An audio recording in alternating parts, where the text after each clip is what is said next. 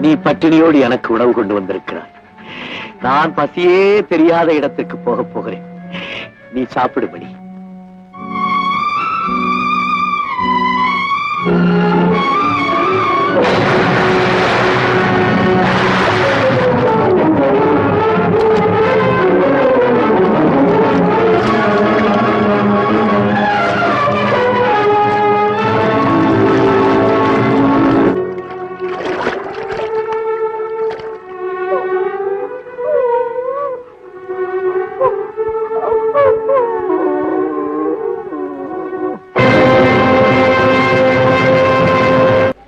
நான் வாழ வேண்டும் என்பதற்காக நீ உன் உயிரை கொடுத்தாயா?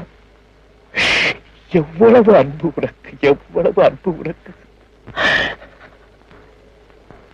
தண்ணீரிலிருந்து வெளிவந்ததும் எஜமான் சாப்பிட வேண்டும் என்பதற்காக இந்த ரொட்டி துண்டையும் தாயன்போடு விட்டு சென்றாயா?